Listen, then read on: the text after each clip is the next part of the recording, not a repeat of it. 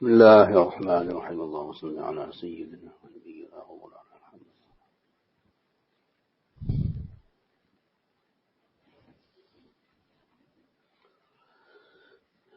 We are on ayah number 31 in Surah Saba, Surah number 34. أعوذ بالله من الشيطان الرجيم بسم الله الرحمن الرحيم.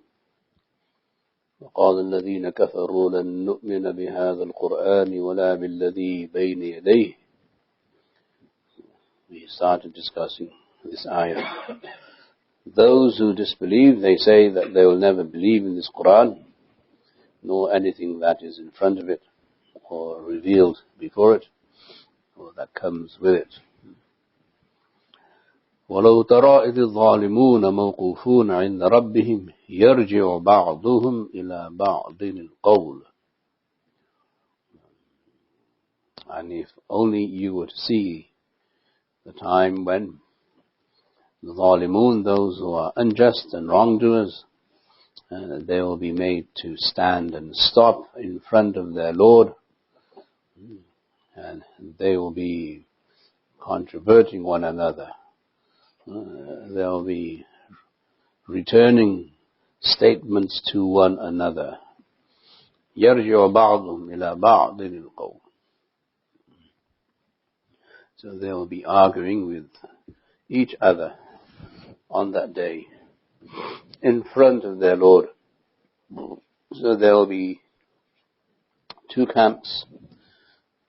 First camp, يَقُولُ الَّذِينَ اسْتُضْعِفُوا, are those who were deemed weak in the world, the followers. So those who followed others in the world, and they followed because they were deemed weak. يَقُولُ الَّذِينَ اسْتُضْعِفُوا. So this group will say, لِلَّذِينَ اسْتَكْبَرُوا, for those who are arrogant and proud, they will say to them, لَوْلَا أَنْتُمْ لَكُنَّا مُؤْمِنِينَ. Had it not been for you, we would have been believers. So on the day of judgment, there will be a place and a time for this dialogue and exchange to happen. So Allah subhanahu wa ta'ala will show the world that those who are deemed weak and insignificant, they will have the ability to charge those who are proud and arrogant of this. So that is their claim. لَوْلَا أَنْتُمْ, had it not been for you, لَكُنَّا مُؤْمِنِينَ, we would have been believers. So Allah is setting the stage for this day of judgment and reprisal, retribution. So at least they can say this to those people. قَالَ الَّذِينَ اسْتَكْبَرُوا لِلَّذِينَ اسْتُضْعِفُوا. Those who are proud and arrogant, they will respond to those who were deemed weak. أَنَحْنُ صَدَدْنَاكُمْ عَنِ الْهُدَى. Did we really prevent you by force from believing in the guidance, against the guidance? بَعْدَ إِذْ جَاءَكُمْ, after guidance came to you. But no, the fact of the matter is, kuntum mujrimin, you were not believers, you were criminals. You did not believe because you were guilty of a crime, and that crime is disbelief. Now, whether we assisted you or did not help you or prevented you, that remains secondary. You are responsible for your actions, as we know from other places in the Quran. وَلَا تَزِرُ وَازِرَةٌ وِزْرَ أُخْرَى. No one carries the burden of other people, and no one carries the sin of other people. You are a group of people. You had your mind, and you had your thinking, and you had your abilities. You chose to be from those people who did not believe. So you cannot blame us for being the reason and for the cause of your dhulm and of your disbelief. This is an exchange that happens in front of Allah. وَقَالَ الَّذِينَ اسْتُضْعِفُوا لِلَّذِينَ اسْتَكْبَرُوا. When the people who were deemed weak, they will respond to those who were proud and arrogant. بَلْ مَكْرُ اللَّيْلِ وَالنَّهَارِ. They will say no. Although that might be true that we were ultimately responsible, but it was your scheming in the day and night. بَلْ مَكْرُ اللَّيْلِ وَالنَّهَارِ. بَلْ مَكْرُكُمْ بِاللَّيْلِ وَالنَّهَارِ.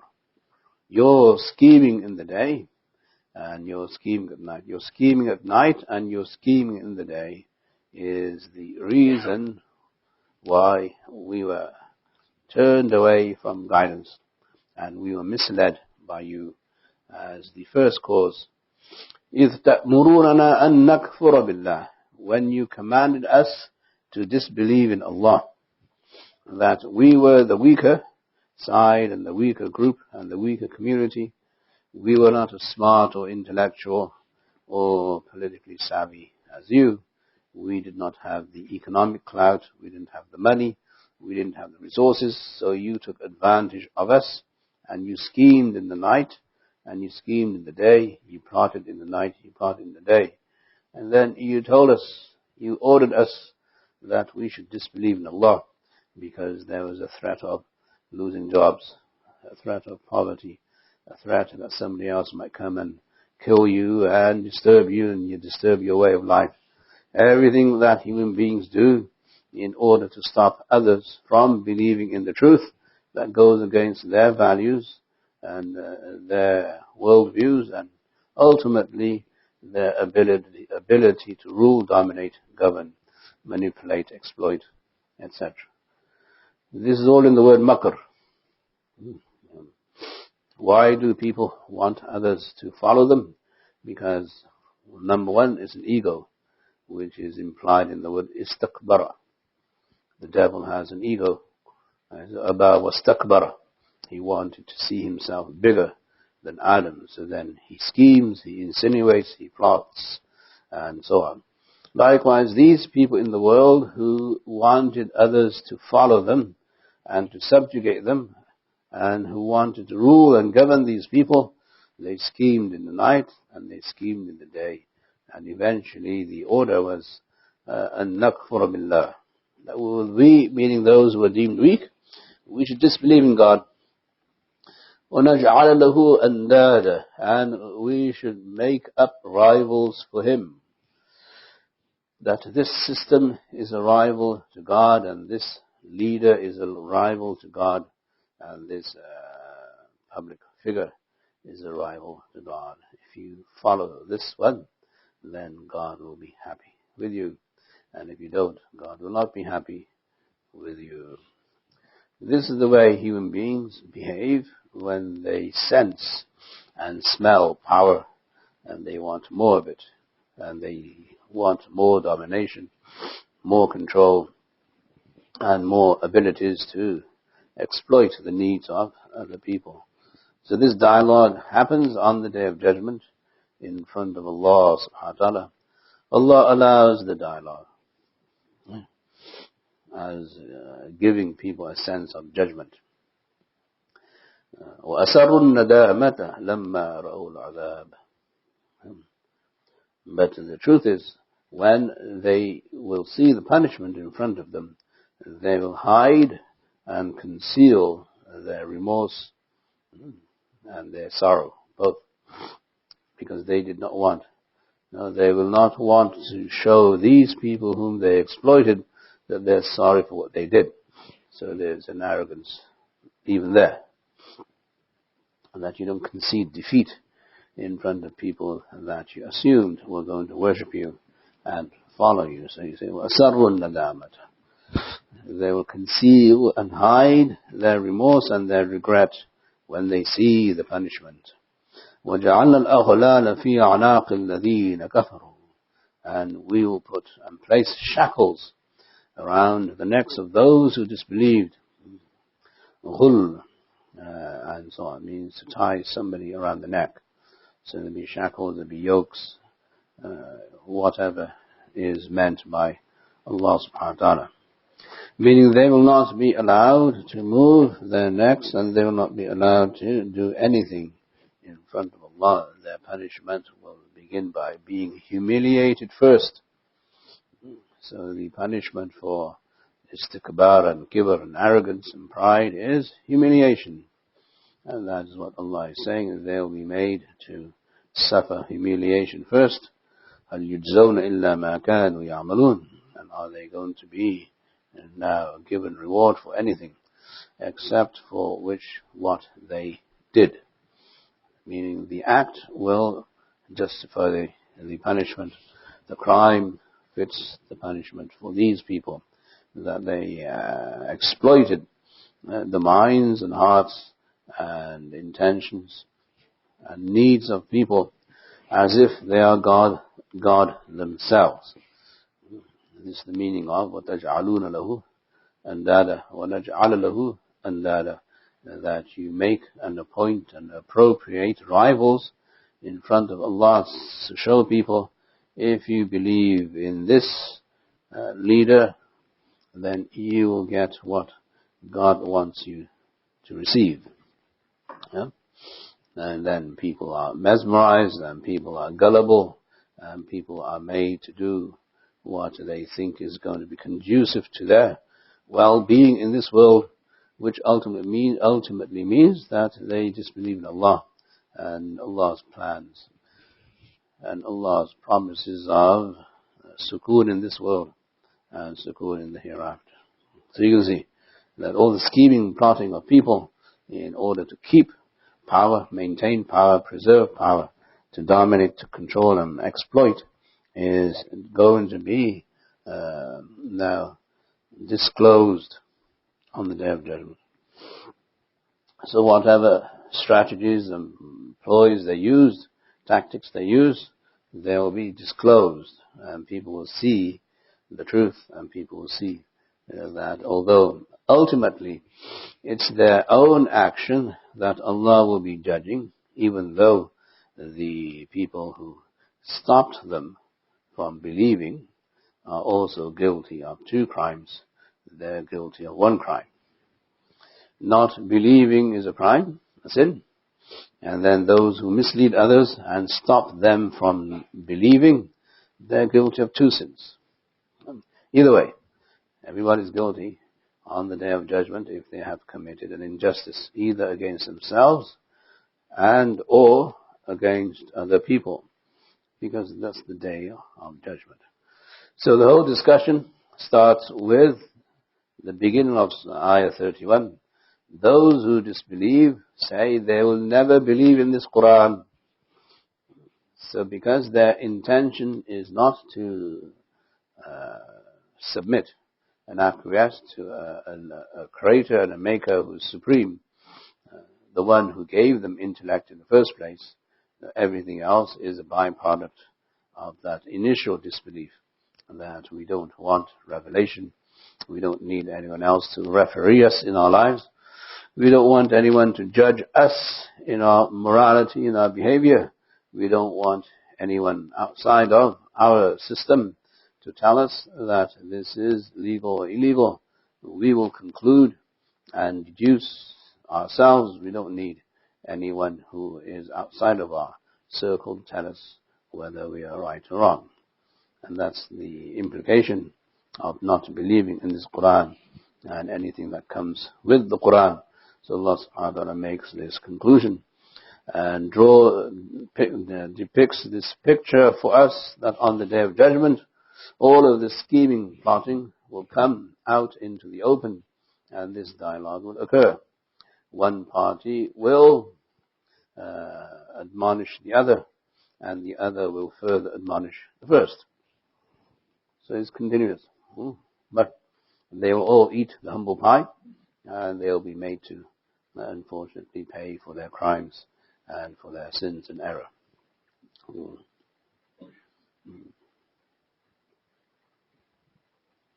وَمَا أَرْسَلْنَا فِي قَرْيَةٍ مِّن نَذِيرٍ إِلَّا قَالَ مُتْرَفُوهَا إِنَّا بِمَا أُرْسِلْتُمْ بِهِ كَافِرُونَ.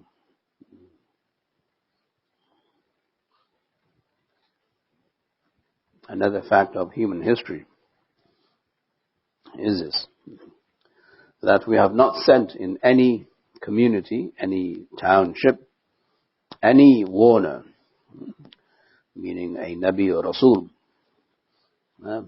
except that those who were affluent, mutrafuha, except those who are affluent in that community, they have said always that indeed we disbelieve in whatever it is you have been sent with.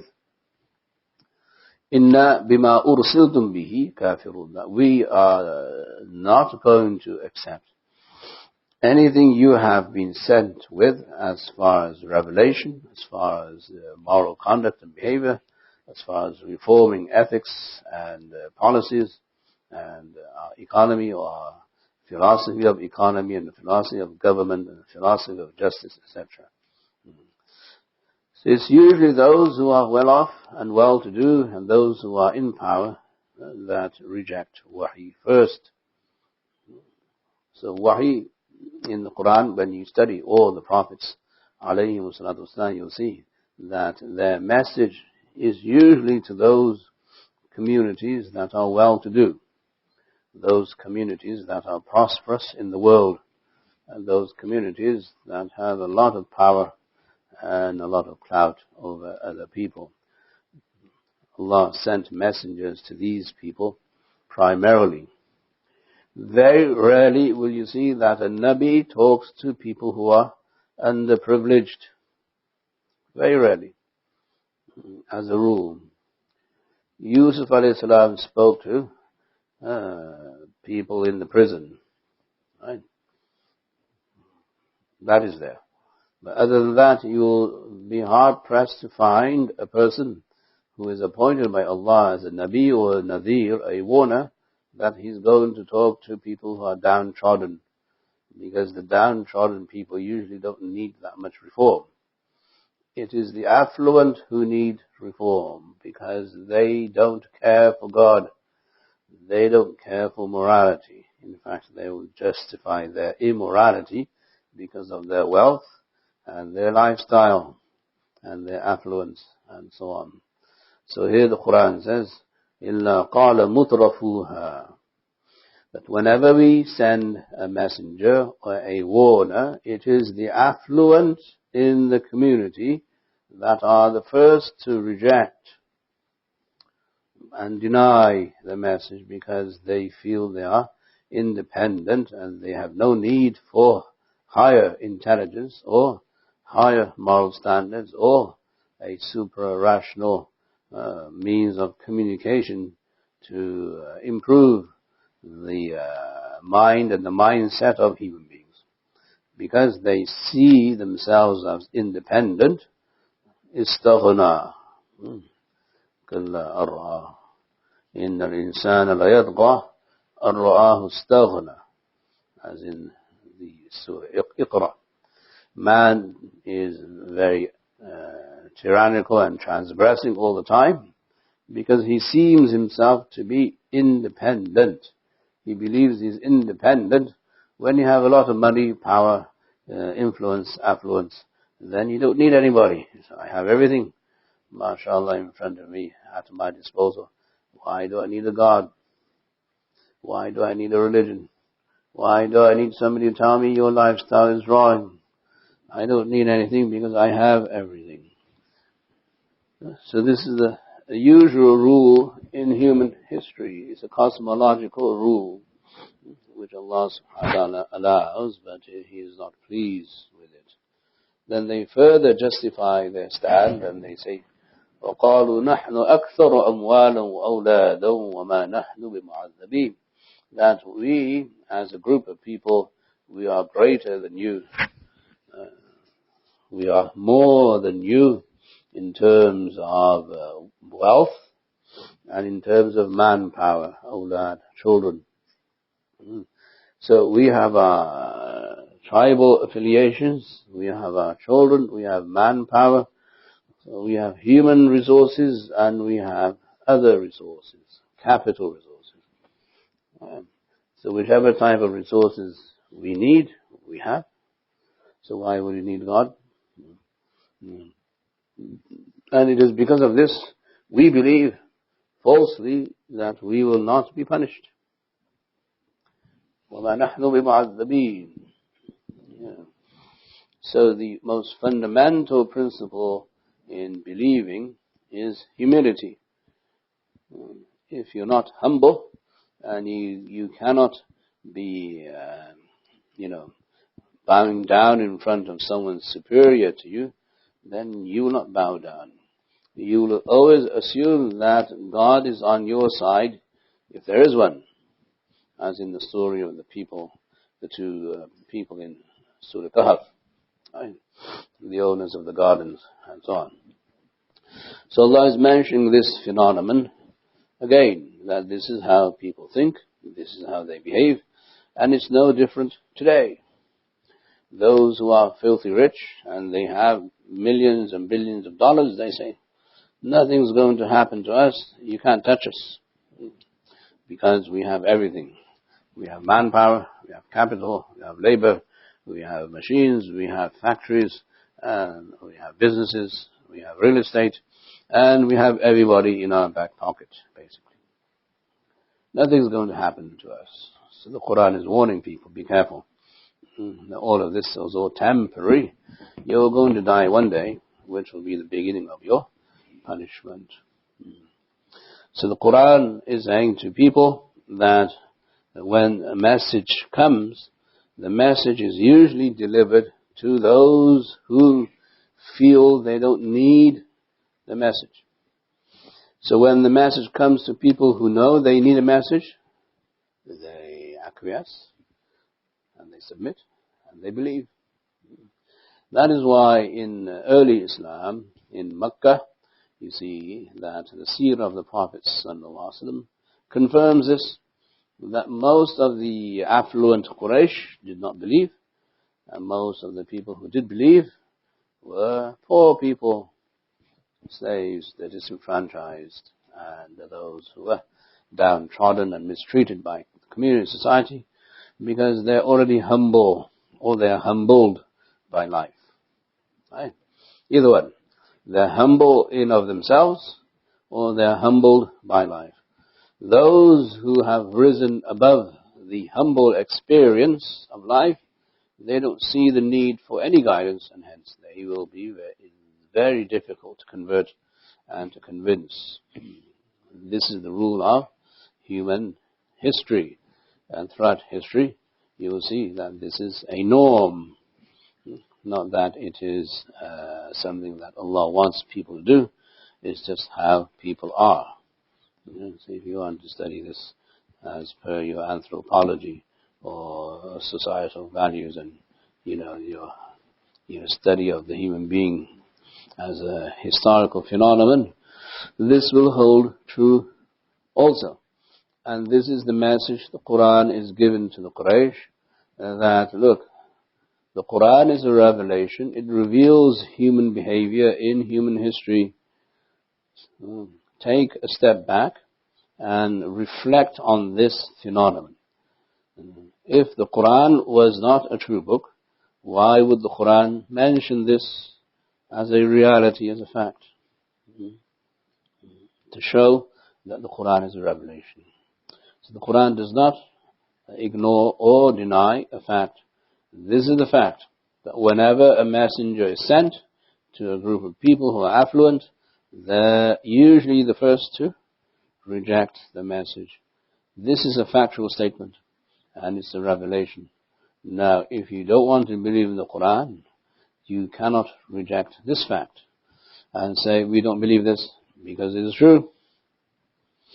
Right? It's a historical fact. Like if you say the Quran is not true because the Quran, if it does, which it does, explains how the embryonic development of the fetus occurs in the womb. Now you take a step back and say, why is the Quran saying this? Because this is a scientific fact. I say, well, maybe because the Quran is revelation, you should believe that everything else in the Quran is also a fact. So if there's a fact about human history in human society, take a step back and say, this is what the Quran is saying, and it is true. So if this ayah is true, then everything else in the Quran must also follow suit. Therefore, you can't say, we will never believe in this Quran. By hook or crook, you have to believe that the Quran has truth in it. And this is the truth. You've verified it because you go to Yemen and you go to Syria, Sham, in the winter and in the summer, and you see the ruins of other nations who are affluent before you. This is a verifiable fact. And you know this. Why you deny this? You don't deny the fact, but then you deny the fact that the Quran mentions this fact. The total hypocrisy and double standards and total arrogance. This is how the Quran is addressing the Quraysh through these ayat, that this is what is going to happen on the day of judgment, that those who follow you, and they will blame you on the day of judgment for not allowing them to believe in the Quran. And this will be another form of blame on you, against you, on the day of judgment. Yeah. Then Allah subhanahu wa ta'ala brings to us another fact of human life, which is not based on history, but based on the rules of the divine. So human history will have many components. One is what human beings do throughout human history. The other is what Allah does for human beings. This ayah 36, belongs to the second group, where Allah is discussing what He does for human beings. قُلْ إِنَّ رَبِّي يَبْسُطُ الرِّزْقَ لِمَنْ يَشَاءُ وَيَقْدِرُ وَلَكِنَّ أَكْثَرَ النَّاسِ لَا يَعْلَمُونَ. Say, O Muhammad sallallahu alaihi wasallam, the truth is that my Lord, who is Allah, He is the one who spreads out rizq. Basat means to spread out. So Allah spreads out, and if you want, as a general translation, extends or expands rizq for whomever He wishes, and He restricts it for whomever He wishes. This abundance of wealth and the lack of abundance in rizq, not necessarily wealth, it's rizq, comes from Allah, my Lord, because He is the one who controls it, and He is the one who owns it, and He is the one who creates it. So here Allah subhanahu wa ta'ala addressing the Quraysh primarily, and every other reader of the Quran is saying that rizq is in the hands of Allah. Sometimes He broadens the spectrum of rizq for people, and sometimes He restricts the spectrum of rizq for people. It is totally in His hands. Right? This is what you believe as a Nabi, and this is what they should see in human history. Yeah. Here, what is interesting, and I have alluded to this before, is the word rizq as opposed to the word maal. Right. Rizq is different from maal, as you know. Some people may have a lot of maal, which is wealth, but their rizq will be restricted because they can't eat, or they don't eat, or they don't have time to eat. But they have maal, they have money. Others may not have maal, that much money, wealth, but they eat plenty, and freely, and with sukoon, and with pleasure. So the maal doesn't dictate your rizq. It's Allah who dictates your rizq, because Allah is a razaq, and He gives to every species that He creates, regardless of their ability to acquire and hold maal, wealth. Allah feeds the worm, and then He feeds the worm to the bird in your food chain. But He feeds. Now, do birds own anything? No. Does the plankton own anything on the sea? No. Do animals own anything? But Allah provides for them. He gives rizq to all of these species that He has created. وَمَا مِن دَابَّةٍ فِي الْأَرْضِ إِلَّا عَلَى اللَّهِ رِزْقُهَا. That there's no creature on earth except that Allah is in charge of its rizq. So rizq is not always tied to money, and vice versa. So Allah will extend and open up the rizq for people, even though they may not have money, as much as those whose rizq is restricted. وَيَقْدِرُ. This is a function of Allah's lordship, Allah's rububiyyah.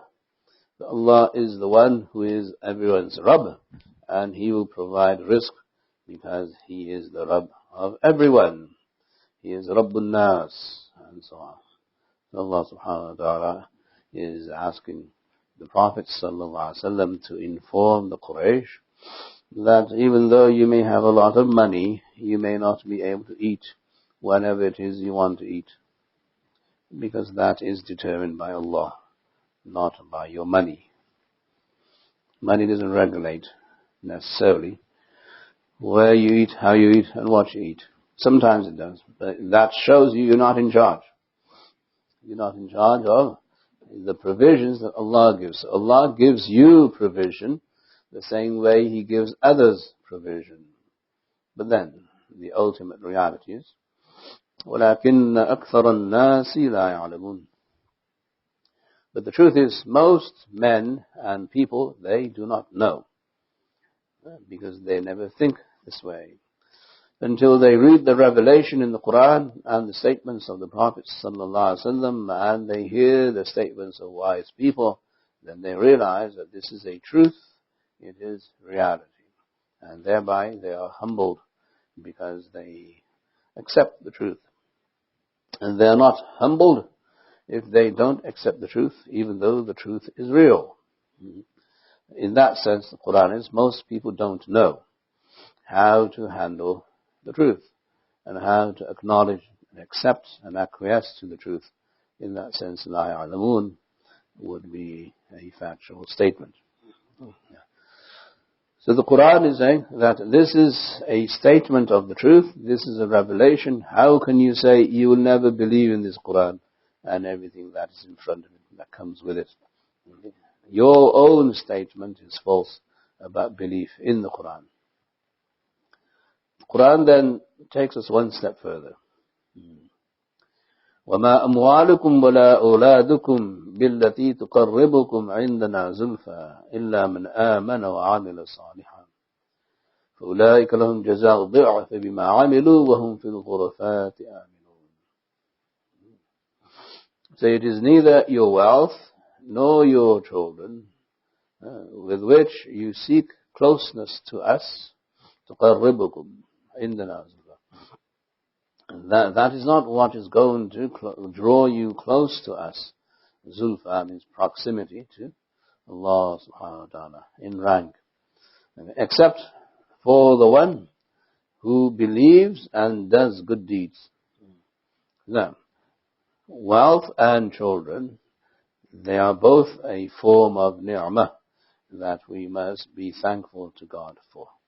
There is no doubt that both wealth and children are a gift from Allah, and they are gifts of life. But if you feel that because Allah has given you wealth and children, that necessarily by default you are close to God, then the Quran says, no, that is not true. Provisions by themselves don't make you favored in the eyes of Allah subhanahu wa ta'ala.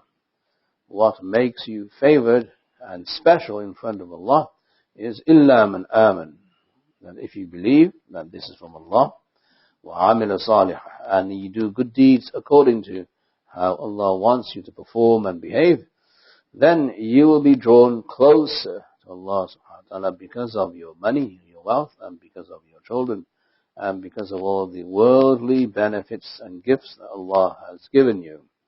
But you cannot conclude or judge that since God has given me provision and providence, God is now very close to me, and I am close to him.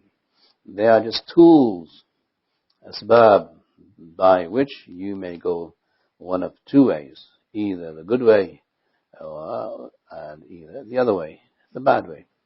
Yeah. So Allah subhanahu wa ta'ala is saying to human beings that wealth in of itself is not necessarily going to bring you close to God. Children by themselves and manpower is not going to necessarily bring you closer to Allah. What's going to bring you closer is how you behave with these inamat and with these gifts and bounties from Allah. If you behave appropriately by believing that the ni'mah comes from the Mun'im, the one who gives ni'mah is Allah, the Mun'im. The Mun'im is the reason I have these ni'am, these blessings, and I must serve Him by believing in Him and by doing what He wants me to do.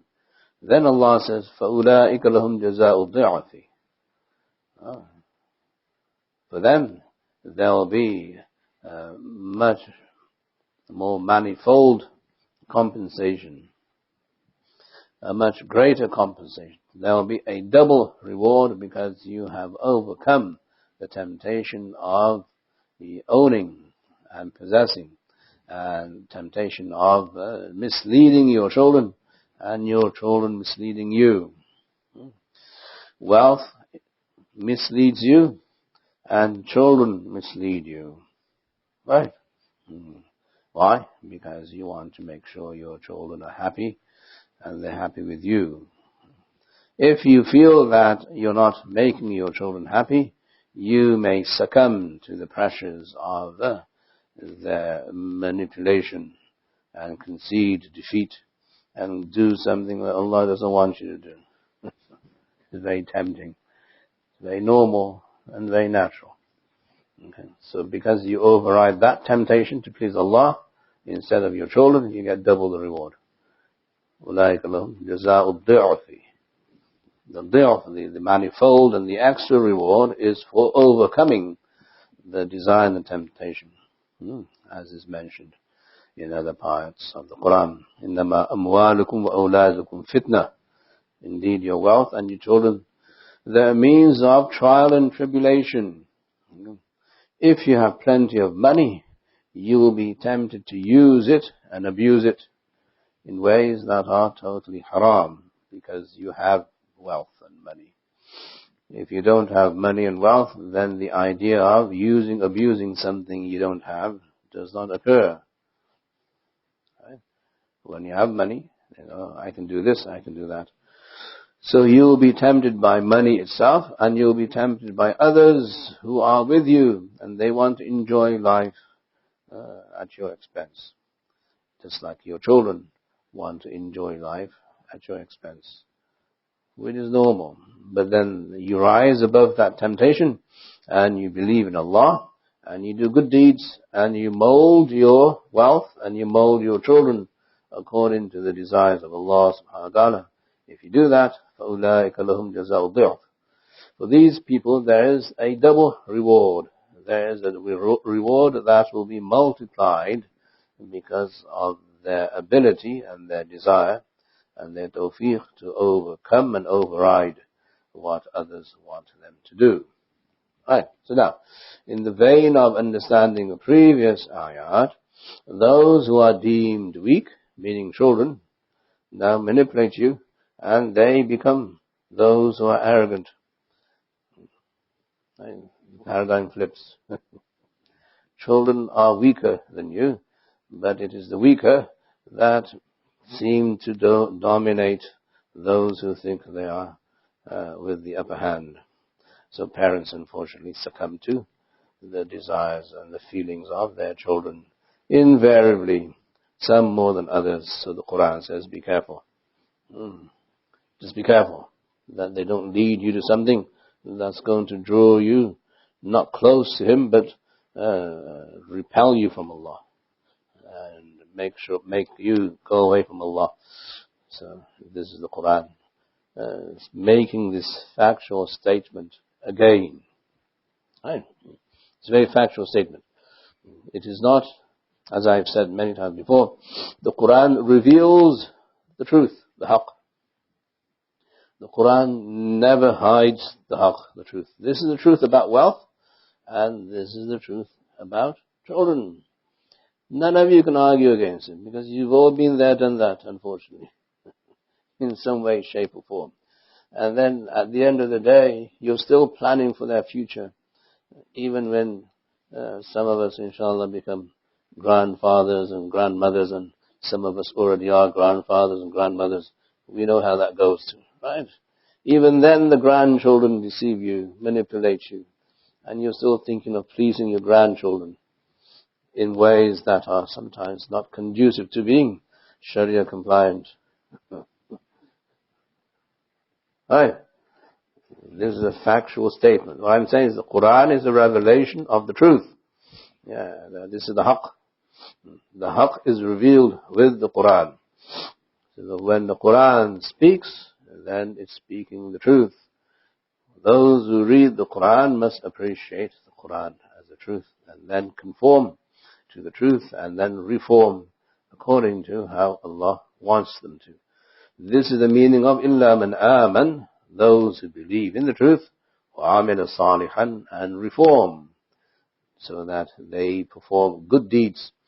For them, فَأُولَٰئِكَ لَهُمْ جَزَاءُ الضِّعْفِ, for them there is a double reward or a multiplied reward for overcoming the temptation to succumb to wealth and to succumb to the unnecessary shenanigans of their children. The necessary issues are necessary. We're not saying don't spend on your children, because that's been niggardly. That is bukhal. You can't do that. You must spend on your children, but in a wise way, in a way that is conducive to being closer to Allah. If you do that, then the Quran says your ultimate destiny, وَهُمْ فِي الْغُرَفَاتِ آمِنُونَ, they'll be living in heavenly chambers, ghurafat, apartments in Jannah, aminun, secure from the temptations of wealth and the temptations of their children. In Jannah there is nothing except peace, right? So the word aminun in a place where there is peace has to mean something more than secure. Who are you secure from? From anyone and everyone who wishes to deceive you. Who are they? You, your spouse, your children, your wealth. So, in Jannah, all these luxurious forms of bliss will not be there to deceive you and to tempt you. They'll be there to help you enjoy life. Whereas in this life, you're not aminun. Okay? You're in a state of khawf, and you're not in a state of aman and security. In this life, you don't have aman because you have fitna. Fitna. What is fitna? Test, a trial. So in this life, you're not safe from the fitna of money. You're not safe or secure from the fitna of your children, your spouse. You're not safe from the fitna of your friends, of your peers. You're not safe or secure from the fitna of your family members, your relatives, society in general. There's no aman. Why? Because you're in a state of test. In Jannah, there's no test. In Jannah, it's just bliss. You enjoy without any fear of temptation, because there the idea is to be tempted to enjoy. Here the idea is not to be tempted, because if you're tempted and you go the wrong way, then you may be in trouble. So the last statement, وَهُمْ فِي الْغُرَفَاتِ آمِنُونَ, must be understood in the sense that there is fitna in assets in this world. There is no fitna in the assets of Jannah. And you'll have these apartments and chambers that will be divinely designed through the architecture of Allah subhanahu wa ta'ala himself, and through the coordination of the angels, and there will be luxurious apartments where the goal will be to enjoy as much as you can. But that only comes when you don't enjoy everything in this world. If you do enjoy, you enjoy only in such a way that is allowed. And if you enjoy the other way, you may not have security on the Day of Judgment. Anyway, what I'm saying is that the more you understand the words of the Quran, the more you will realize that the Quran is the haqq. It is the truth, the ultimate truth, and Allah subhanahu wa ta'ala reveals the truth in the Quran. For those people, now if you are a member of the Quraysh, if you were there at that time, or if you are a Bedouin Arab, and you're seeing and hearing all of these words of the Quran being revealed and recited, you say, what is this? This is mind-boggling stuff like that. You are promising us a life after we die, where there is peace and security from life, and we don't have to fear anything there, and we'll have these luxurious homes in a place that is just full of bliss. And this is a wonderful promise, because for us, we don't have too much in the world anyway. This is for the disenfranchised. When you're disenfranchised and you're not from the haves, then these ayat are, mashallah, a breath of fresh air. SubhanAllah, I have something to look forward to in life and afterlife. If you are blessed in this world, as the Quran says, the revelation usually comes to those who are blessed, mutrafuha, those who are affluent. You will say, wait a minute, there's something else besides what I have in this world. So what I have in this world is temporary, and what I have in this world is going to terminate one day. So I should make sure that I prepare for a better lifestyle in the hereafter, after I die. So either group. And so the Quran is saying, no one should assume they are deemed weak, and no one should assume that they are proud and arrogant, that they can rule and govern others. The truth is, only Allah governs. لِلَّهِ مُلْكُ السَّمَاوَاتِ وَالْأَرْضِ تَبَارَكَ الَّذِي بِيَدِهِ الْمُلْكُ. Only Allah is a sovereign. Only Allah governs. Only Allah has total authority over people. So if you believe that Allah has authority over you, you will not fall into this trap of being tempted by power, nor will you fall into this sad case, depressive mode and mood, whereas other people are controlling my life. Either way, rise above it, and then you will see, Alhamdulillah, which is how the surah starts. How does the surah start? The surah starts with this ayah, Alhamdulillahi alladhi lahu ma fi samawati wa ma fi al-ard. Right? All praise due to Allah, the one for whom there is everything in the heavens and in the earth. So the state, the mood of the surah is to create and develop within each type of person this positive approach and image of Allah, that He wants everyone to do better than what they are doing here. If you're in this group, you'll do better there. If you believe and do good deeds, if you're in this group, you'll do better there. If you believe and do good deeds. There's equal opportunity for all people who have a mind and who have the ability to believe, inshallah. May Allah subhanahu wa ta'ala make it easy for us to understand the Quran and give us the tawfiq to, inshallah, implement all the truths in the Quran with ease. Ameen ya Rabbal Alameen. Sallallahu ta'ala ala khayri khalqi Muhammad wa alihi wa sahbihi ajma'in. برحمتك يا أرحم الراحمين.